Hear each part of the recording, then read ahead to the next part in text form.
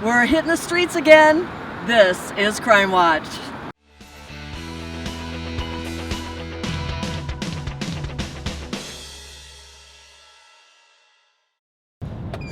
So we've been following this car for a little while, and I'm guessing it's because they forgot to turn their lights on. Well, yeah, they did, and they forgot to turn the lights on, and now this person doesn't really know how to pull over either. I have my red and blues on her, or him, I'm not sure what it is just yet, but we've gone, what, a quarter of a mile maybe or so? Easy, because we turned. Yeah, we're from Western and La Palma. We're now at La Palma and not, so it's not really freaking me out just yet, but I'm kind of looking at the mirror and I can see kind of eye contact with it. It doesn't look like anybody exciting, but it's just one of those things where I just want to see how long this person's going to go until they pull over.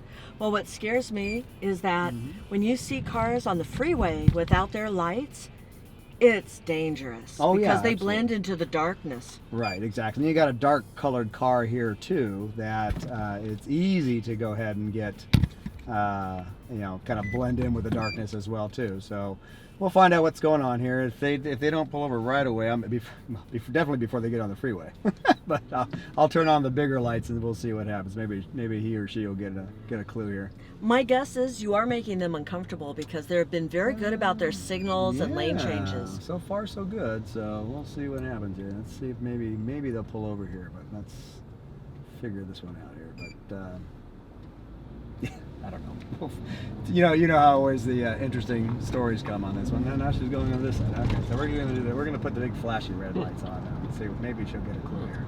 There we go. All right. Sam and I, we finally pulled over. Not an Eldorado.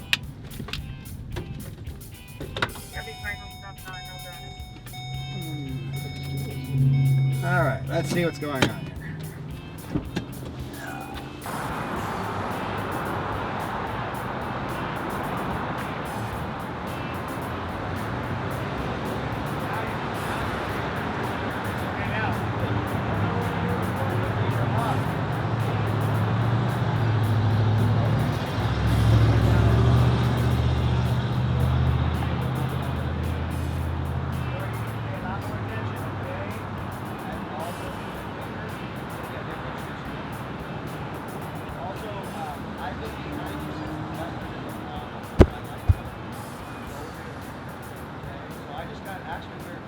Hello and welcome to Crime Watch. I'm Jane Cameron with Sergeant Mike Lovechick, who, as we should probably mention, will be leaving us in about 2 shows because he feels now that he needs to retire. I hope we didn't push you to it.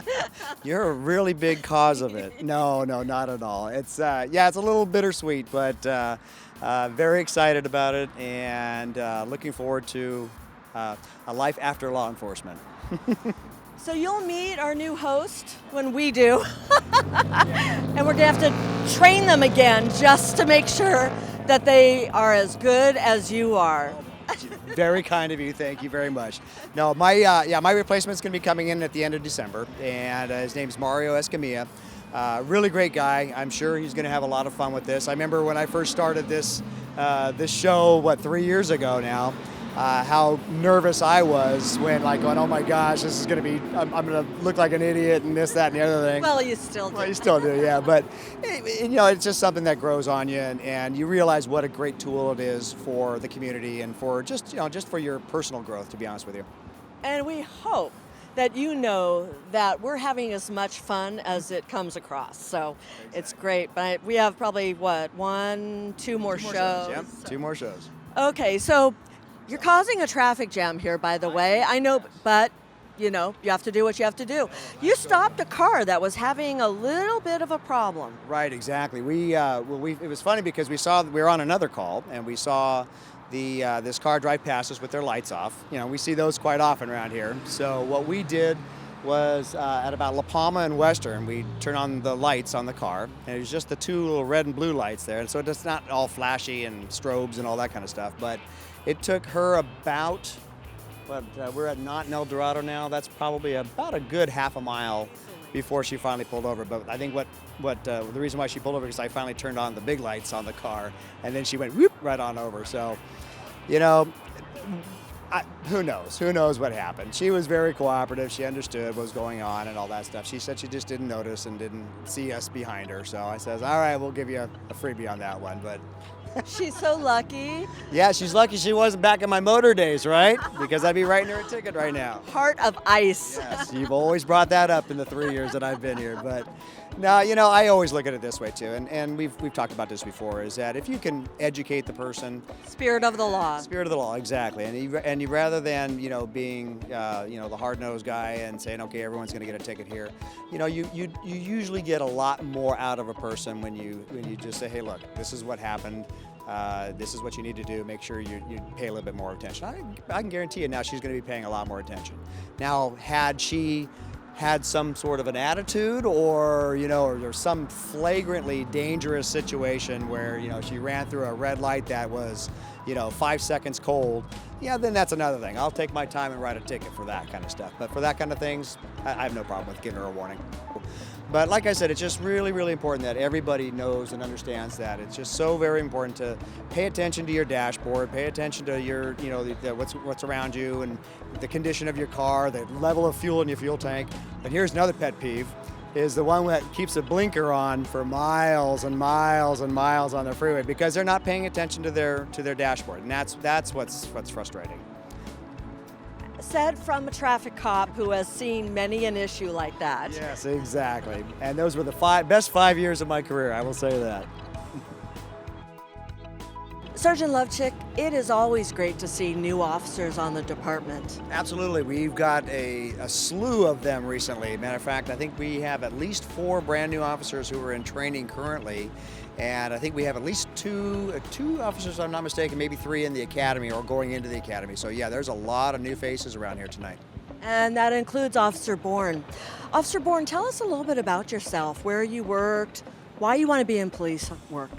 I've been with the department for about 2 weeks now. I lateraled over from Santa Ana School Police. Buena Park, the city is just, it's an amazing city, and I've heard nothing but great things about this police department. And I got into policing because I want to help people and I want to lock up bad guys. Well, that's the right place to do it, right? I'll tell you this much. I love that type of an attitude because it's great. Believe me, it's great to want to help people, and we all want to do that. But putting bad guys in jail, man, that's always the icing on the cake. So what are you going through as far as training right now, since you've only been on the department for a few weeks? Well, I'm just learning the Buena Park Police Department way. Learning the city's probably the most difficult thing as far as side streets, back alleys, businesses, and learning the community, the people that are in the community, and things that are also plaguing the community. I think that's the most difficult issue. That's a pretty good idea. It's great to have officers, like Officer Bourne here, who have some experience in the streets and some experience in law enforcement, as opposed to somebody who is just completely brand new, because he can take the experience that he had with Santa Ana School Police and apply it here. He's just got to learn the city and like you said, like the ins and outs. And it's always great to have guys who have had some prior experience on it. Well, and you probably have a great benefit that you know how to relate to kids, right?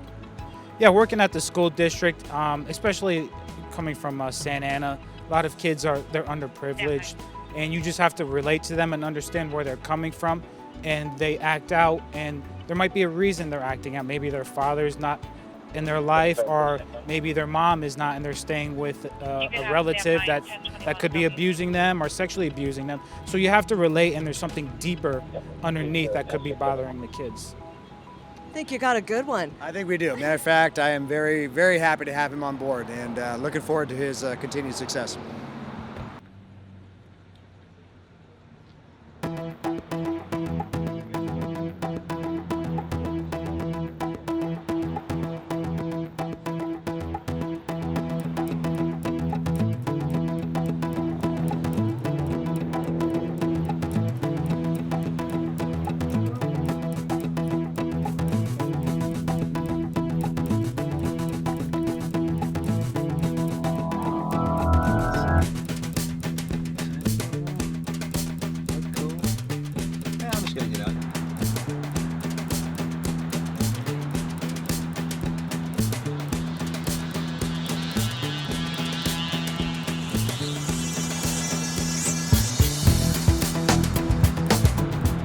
It's always depressing when someone hits you and then doesn't stick around to exchange information. Obviously, it is against the law not to stay at the scene of an accident, regardless of how minor the damage is.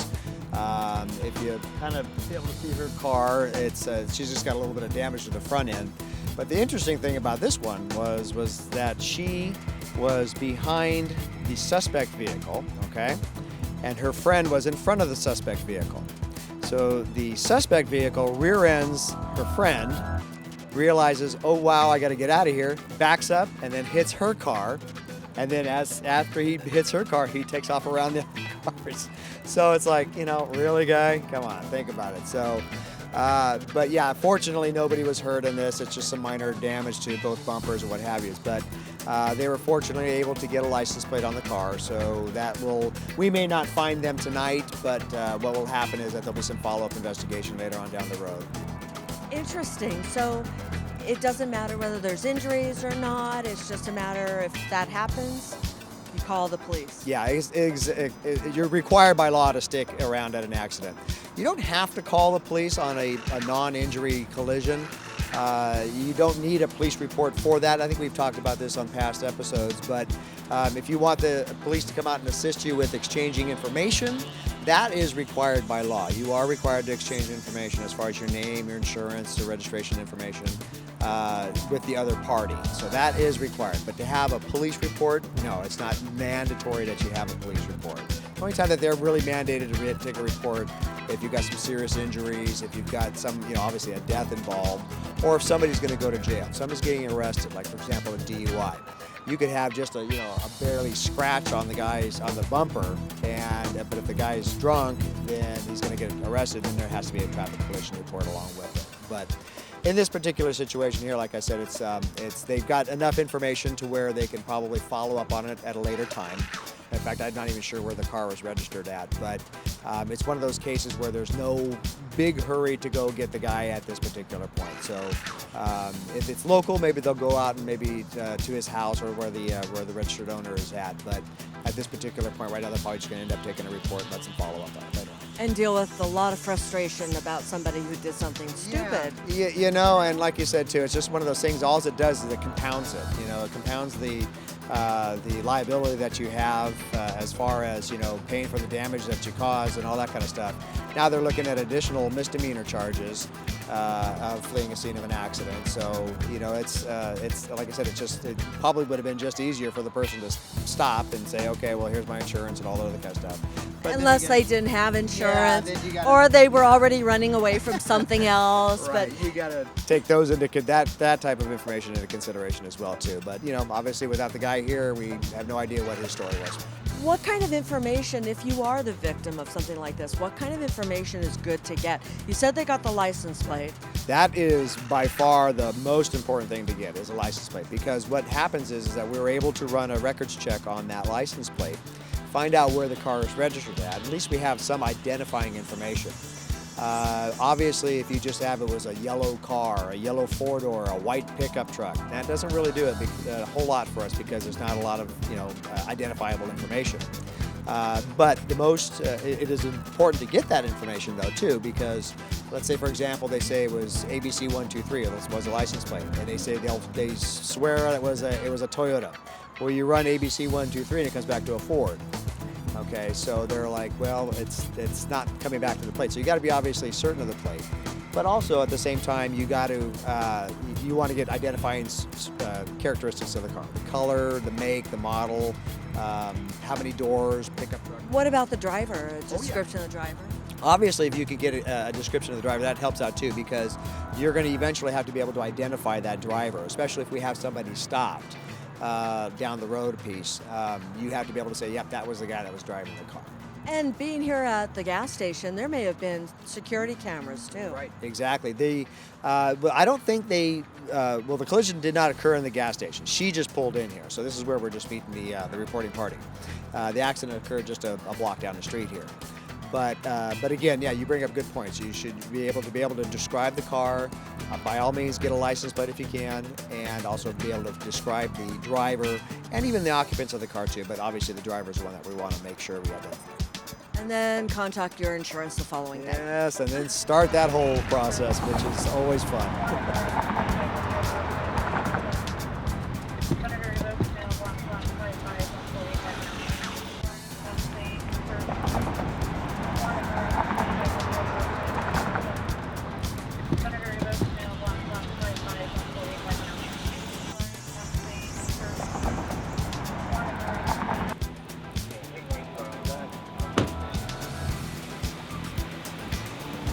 I'm amazed, although I think it's the right thing to do, that officers are paying attention in the community. They may not be responding on a call, but they still see things that they need to respond on. Right, exactly. Matter of fact, Officer Jimenez was just talking, we were just talking about this arrest that he just made. I guess he was over on Stanton, and he saw this guy just acting strange, kicking the wall and screaming cuss words all over the place, and guys kind of made a U-turn to be able to go try to find him, and he ducked through some side streets. So that's obviously indicative of I don't want to be seen by the police except on my terms type of thing. So what he did, it's not like he was actively pursuing him or anything like that at all, but he knows his area. So what he did was he anticipated where he was going to come out, and sure enough, he came out that way. So basically just had a conversation with him and said, hey, what's going on? He said, oh, I had a bad day or something like that. Well, unfortunately, his day is going to get worse because he had a warrant he had to take care of. So in the end, what happened was that, like I said, it's just even though it was a minor warrant, it's things like that our officers have their eyes peeled for, and it may not necessarily be some spectacular thing, but sometimes it is. And sometimes you catch people who are wanted for murder for stuff like that, or maybe who just committed some heinous crime around the corner. So it just goes to show you that our officers are always looking. They're looking around, and if they see something that catches their eye, instead of ignoring it, hey, let's see if we can maybe find it and see what it leads to. Well, that's all about patrolling, right? It's just knowing your area and making sure there's nothing weird that's going on. Patrol is, it's basically the backbone of any police agency. And when we're out here in the streets looking for, bad guys to arrest and situations that need our attention, or, just answering service calls for service, this is what we do, and this is a very important aspect of it. And it's needless to say is that it's very important, obviously, to not only keep your eyes and ears open to find the bad guys, but it's also for officer safety reasons as well.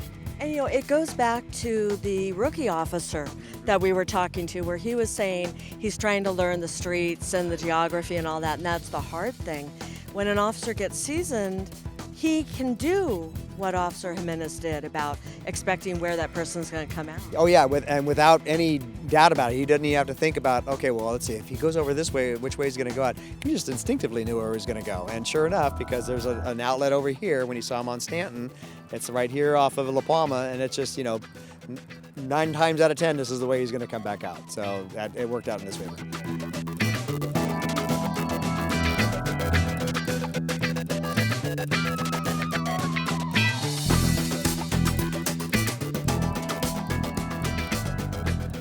I notice quite often the officers patrol residential areas, especially if they're close to businesses, just to make sure there's no problems. Right, exactly. And then a lot of times you will find, sometimes you find some pretty good crooks in there that they look like they're burglarizing places or what have you, but a lot of times you find people who are drinking in public or urinating in public and things like that. And those are the, people always kind of have a tendency to say, well, those are, that's not important. That's like small, minor stuff. Well, actually, it is important because it's called the quality of life. People don't want that in their neighborhood. They don't want to see things like that. So if you ignore things like that, they have a tendency to grow and multiply, and before you know it, it's out of control. So. And that's what the officer was having there. There were the individuals next to an apartment building. Right, exactly. And apparently he was driving down the street just doing his patrol checks, and there's 2 guys or 2 or 3 guys out there. They were drinking, and one of them was urinating up against the wall. And it's like they're on the main street. So. It's like, well, you're not going to ignore something like that because it's not what we do. We're here to catch things like that and to make a statement that says, hey, look, we're not going to tolerate this type of activity or this type of behavior in our community. And it was funny because the one guy was not, overly pleased with getting a ticket, but it's like, hey, if you're going to do the crime, I guess you got to do the time. I mean, obviously he's not going to get any time out of that. He'll get a fine, but it's just one of those things where it's like, why am I getting this ticket? Well, because you're doing things that you're not supposed to be doing. And like I said, maybe he's not going to be overly happy about it, but at the same time, maybe he's going to kind of spread the word that, okay, the cops are serious about this stuff. They want our neighborhood to be a little nicer. Then maybe they'll think twice about drinking the beer or taking the leak on the side of the road.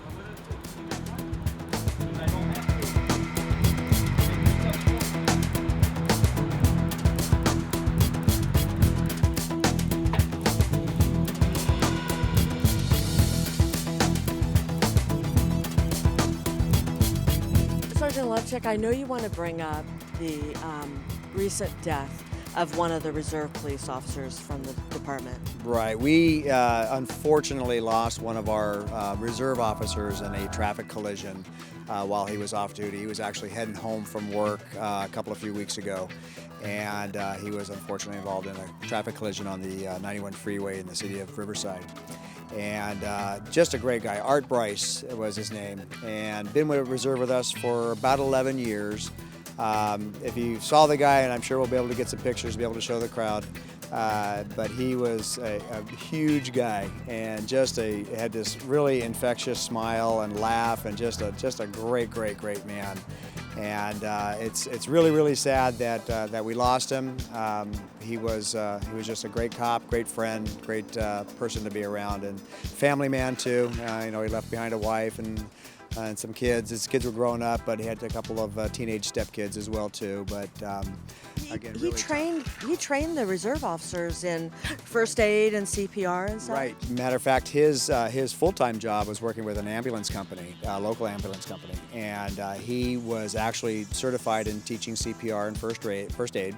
And he taught our reserve officers many times when they had to do their biannual qualifications and such. But just a great man, and just a horrible set of circumstances.